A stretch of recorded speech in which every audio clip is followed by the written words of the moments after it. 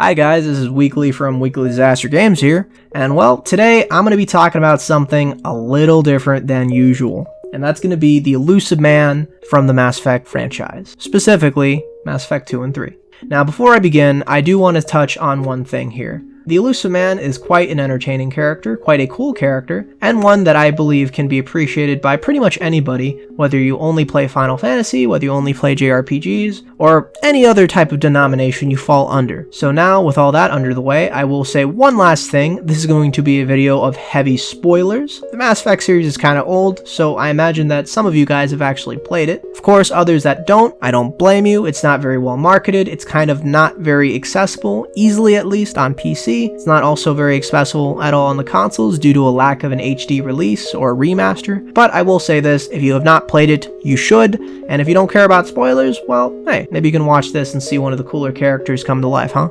Anyway, let's begin. So the Illusive Man is a character that we first meet in Mass Effect 2. Now as a quick bio here, we don't know his age.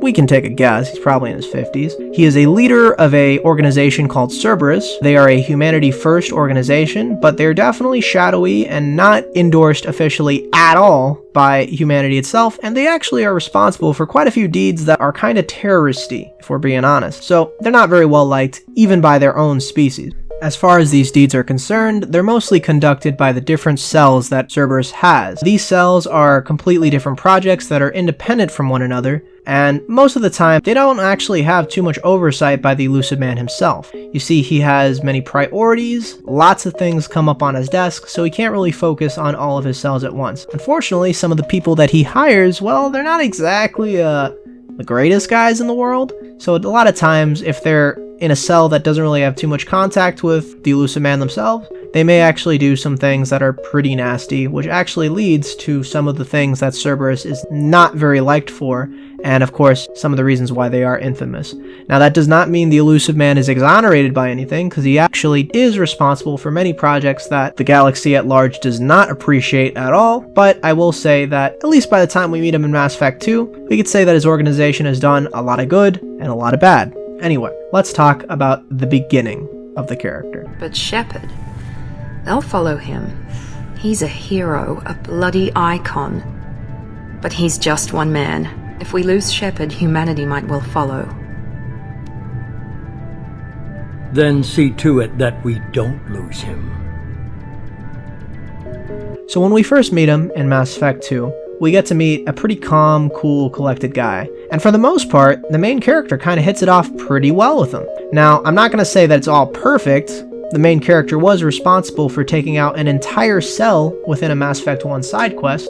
The Illusive Man doesn't really care too much about it. The cell was kind of a bad cell, if we're being honest. But Commander Shepard doesn't really like it too much. Cerberus is known for not being a very good organization, and Shepard has dealt with it firsthand. The Alliance, the human military of the galaxy, definitely does not like Cerberus, and would say that Cerberus is not something that should be worked with or official at all. So of course Commander Shepard does have his reservations. Unfortunately though, in the beginning of Mass Effect 2, Commander Shepard was killed by an entire unknown alien species that not a lot of people know about. They're known a little bit, but they're very mysterious, to put it bluntly. And nobody really wants to do anything about it, and it can be assumed that the same species that took out Commander Shepard is actually working with the Reapers, basically the main enemies of the entire franchise. And they took out Commander Shepard because of what Commander Shepard did in Mass Effect 1, which is postpone the coming of these enemies that will wipe out the galaxy. And we can also tell that this main species that is working with the main enemy of the game are abducting humanity from colonies less secure. They're systems in a space that the galaxy doesn't have too much control over at large. So most people don't want to do anything about it. It's just a couple colonies that are in the backwaters. Who cares? And they're all just humans, right? Of course, Commander Shepard does not like hearing this. He also does not like hearing the fact that the species in question, the Collectors, may be working with the Reapers, which is the enemy of the franchise, so he definitely wants to get to the bottom of it. And he very quickly learns that the Galaxy Council, which is pretty much the main organization of the galaxy at large, does not care about what's happening to the humanity colonies. They do not believe that the Collectors are involved with it, and they have completely, well, they don't really believe in the Reaper threat that actually did happen a little bit in Mass Effect 1. And they have basically covered up everything that Shepard said, and post his death, death, they pretty much said that Shepard kind of went a little crazy. Shepard does not like this, he's very angry about this, and he's very angry for being killed too, and he's very angry that it took so much for him to do what he had to do in Mass Effect 1, and it would seem that the galaxy does not care, or at least the ruling bodies does. Fortunately for him, the Illusive Man does care, does know, and wants to support him in every way, even to the extent of bringing him back to life. And that's pretty much the place where we first meet the Illusive Man. The Illusive Man is a guy that he really values Commander Shepard. He sees him as the best of humanity, minus most of the flaws that his own organization had to do, and he really wants to see Commander Shepard flourish and beat back the Reapers at all costs. Unfortunately, that at all costs part is a really big deal for the Illusive Man, and for the most part, he doesn't really care about too much of anything else. So, at least, they do hit it off decently well, they get off on the right terms, and, well, Shepard sets off. And from this initial encounter, we can definitely tell that the Illusive Man likes Commander Shepard quite a great deal, even despite the fact that he took out one of his cells, and we can see that he wants to work with him. Now let's come to the middle of the story here. Information on the Omega-4 relay. That required direct access to collector data. It was too good an opportunity to pass up. Agreed. But I don't like surprises, especially when my ass is on the line. I put you at risk, yes. But without that information, we don't reach the collector homeworld, and you and every other human may as well be dead. So, in the middle, we get to see that the Illusive Man is kind of not all he's cracked up to be. We get to see that he lies quite a bit to Commander Shepard, and he nearly costs Commander Shepard his life as well as his crew. See, there's this one instance in Mass Effect 2 where the Illusive Man sets a call for Commander Shepard. He says that the collector ship that has been dogging Commander Shepard as well as harvesting humanity has been found. Apparently a Turian signal found them, and, well, they need to get to it now. Now, the Commander Shepard is a little skeptical about this. He's kind of like, I'm not sure if this is all real and cool. This could be a trap.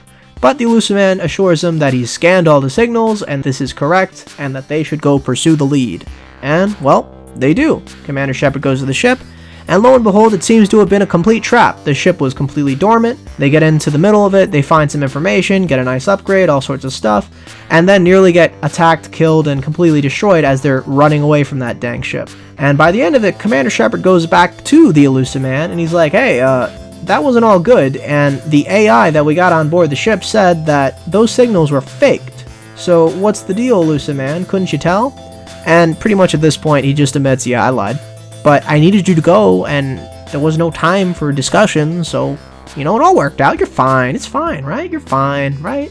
See, at this point, we get to see that the Illusive Man, he knows that Commander Shepard may have put up an argument. And depending on how you actually respond to the Illusive Man, you can even make it sound like you would have agreed with him if you knew. But unfortunately, the Illusive Man does not have complete trust in you. He pretty much wants to control you, and this whole idea of control is kind of a big sticking point for the Illusive Man. And we get to see even later on, near the end of Mass Effect 2, that he wants to control you to a T. You see, in the end of Mass Effect 2, we get to the Collector homeworld, and we see that they are building a Proto-Reaper. And in fact, we know that at this point that the Collectors are the remnants of the last invasion that the Reapers conducted. The Reapers conduct invasions every 50,000 years to wipe out any life that is faster than light capable. Just a quick primer on that one. So we get to see that the Collectors are remnants of the last invasions. They are actually the last species that got completely annihilated by the Reapers last go around. And we get to see that on their homeworld that they are building a Proto-Reaper out of humanity's DNA and biomass. So this is very, very not good. And of course, Shepard wants to see this thing completely blown up.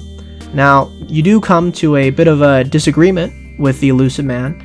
I would imagine that most players would not allow the Illusive Man to have his way at this point, which is to harvest the human Reaper. I personally choose we're going to destroy that thing every time. You can choose whatever you want, but regardless, it does not sit well with either choice you choose. If you choose to destroy it, the Illusive Man hates you, he kind of divorces himself from you, and he tries to take over your ship and everything about you, but thankfully, you got a workaround. I'm not going to go into that, but that's not a problem. If you do hand him over the Reaper, unfortunately, your entire crew does not like it. You don't like it, you pretty much remark it as a bad decision, and later on in Mass Effect 3, he hates you and divorces himself from you anyway because, well, you're working with the Alliance again, the human military. Regardless of that, in the middle, we get to see that unfortunately, the Illusive Man, he has his ways, he wants to control you, and he may have put up a very good front to you at first in that he wanted to work with you to save the colonies, but unfortunately you get to see that at this point, the Illusive Man wants to control everything, even the Reapers that are going to attack, and he's going to do some pretty unethical things to do that. So let's talk about the end of his character. That's what separates us, Shepard. Where you see a means to destroy, I see a way to control, to dominate and harness the Reaper's power. Imagine how strong humanity would be if we controlled them. Earth is under siege, and you're hatching a scheme to control the Reapers? You've always been short-sighted, hasty. Your destruction of the Collector base proved that. I destroyed that base because I didn't trust you with the information. This isn't your fight any longer, Shepard.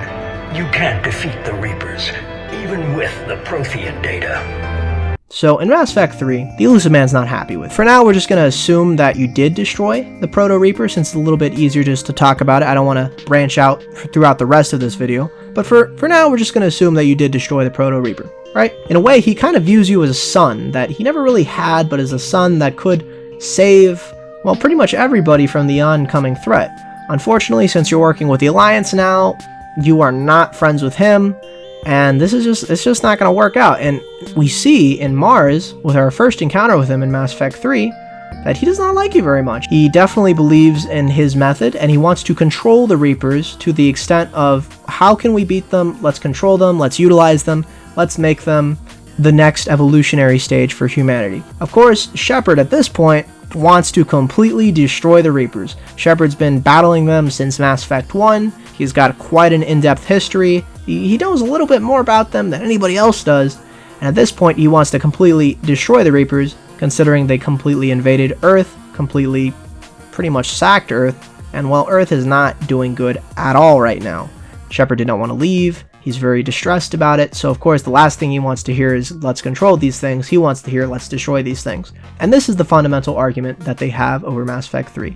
You see, we learn a little bit that in Mass Effect 2, the Illusive Man has a very controlling nature. He wants to control things. He wants to make sure that humanity is, ascended, but he wants to be the guy that's twisting all the knobs and making sure everything goes his way. And he did want Commander Shepard to be the guy that ultimately provides the solution to the problem of the Reapers and the problem of humanity maybe not being in a good place in the galaxy. But we see that despite this, he can't completely agree with how Commander Shepard is doing things, and he wants to do it his own way. So at this point, he has used all of his funds to invest in an army of basically super soldiers that are infused with Reaper technology. He then makes a super soldier called Kai Lang. He recruits this guy. This guy's a complete radical. He's kind of a psycho. And he has him be his new Commander Shepard, so to speak. He's nowhere near as competent, I would say. Completely reports to him in every way. But this is his new version of Commander Shepard, and he has completely divorced himself from him. And throughout Mass Effect 3, throughout every turn, we see Cerberus come in to try to screw things up. Whether it's trying to take out a key piece and ensuring that the Krogan work with humanity in order to take on the Reapers, or whether it's just to do all other sorts of things that can kind of sabotage humanity and what they are doing. This is not very good. He kind of becomes one of the predominant villains throughout Mass Effect 3, and later on we get to see something. We get to see that he actually is researching control of the Reapers. You see, the Reapers have this thing called indoctrination. It's I would say it's kind of a signal that they broadcast, but it's not something that can be jammed. And the signal, it infiltrates organics' minds and completely reworks them into a way where they can be controlled. The faster the indoctrination, the more zombie-like the person in question becomes. The slower the indoctrination, of course, the more useful they can become, and ultimately they can have a stronger control at that point. Of course, if they want to completely indoctrinate them, they can. They'll just become a mindless zombie at that point, but that's just how that works. And the indoctrination can even work on machines. Wow. So, the Illusive Man is trying to research indoctrination, and we find out that he's really close to doing it. He's got it, and the reason why is, well, because of the Proto-Reaper from Mass Effect 2. You see, if you hand it over to him, you obviously did research on it, but if you didn't hand it over to him, he goes back anyway and picks up the remnants, and oh boy, it is not a sight for sore eyes when you see it. You definitely do not want to see that thing when you head up to his base in Mass Effect 3. And of course, we get to learn that he has done it. He has achieved some sort of indoctrination control, and in the end of Mass Effect 3, we get to see him use it on both you and Admiral Anderson. This is very bad. He is obviously completely controlling you guys. He's forcing you to shoot Anderson. He's forcing you to shoot all sorts of things. And of course, if you lose the dialogue check, you will actually die. So this is not very good. Now, we can actually make a breakthrough if we have the right dialogue points, or if we can convince him. And if we do, we end up convincing him to shoot himself and basically believe that he himself has been indoctrinated. You see, just being around Reaper technology, dormant or otherwise, will indoctrinate you. And unfortunately, in his attempts at learning how to indoctrinate and learning how to harness that control to control Reapers himself, he ultimately became indoctrinated, which is the last thing he could ever want, and ultimately he became a pawn of the Reapers, and, well, a detriment to both Galaxy and the humanity at large. Unfortunately for him, he did not realize his goal. He ends up dying one way or another, and ultimately this is kind of a sad end to his story. So what can we learn from this? See, the Illusive Man, he's a guy that had good intentions. He wanted humanity to be greater than it was. He wanted it to rise, and he ultimately never wanted it to be into a situation where they could potentially face extinction like they did during the First Contact War. There were a lot of things going on at that point that humanity did not know, and since the Illusive Man was pretty much in that situation, well, he definitely developed a huge disdain for pretty much anything that wasn't humanity. Of course, he had good intentions. He was one of the first people to help Shepard and support him during Mass Effect 2, and he completely financed, backed him, and for the most part helped him accomplish a big win, which was taking down the Collectors, taking down a Proto-Reaper, and stopping the problem of the Collectors harvesting humanity in Mass Effect 2. Unfortunately, though, he could not handle the fact that he could not ultimately control Commander Shepard, and this difference truly set him off to the deterioration that he faced in Mass Effect 3. And ultimately, we get to learn the lesson that you may have an idea of doing something, and you may be one of the most accomplished people in the world, but if you are not open to other solutions, that can include people that you may not like, or organizations that you may not like, if you're not willing to unite with them in order to solve something, ultimately you may become part of the big problem that you are trying to stop. And that's exactly what happened to him. He wanted the Reapers to be stopped, he wanted humanities to ascend, and unfortunately he got neither. He ended up becoming an indoctrinated pawn for the Reapers, and if the Reapers had succeeded, they would have likely used his entire army of Reaper-infused soldiers to annihilate the rest of the galaxy. It's very sad what would have actually happened if they succeeded. Fortunately, they did not. I tried, Shepard.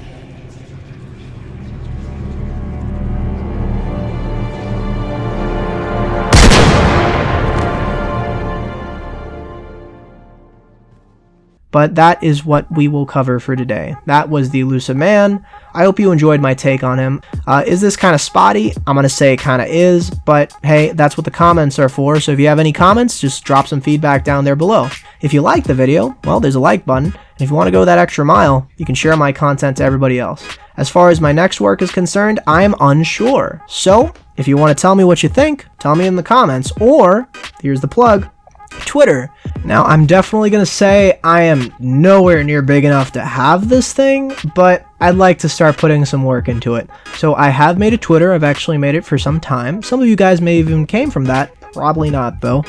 I have no followers, but I would like for, people that are interested to follow me. On the Twitter, you'll see some hot takes on some things that have been happening in the gaming industry, like the whole surprise mechanic EA thing. I'm sure you guys may know of that.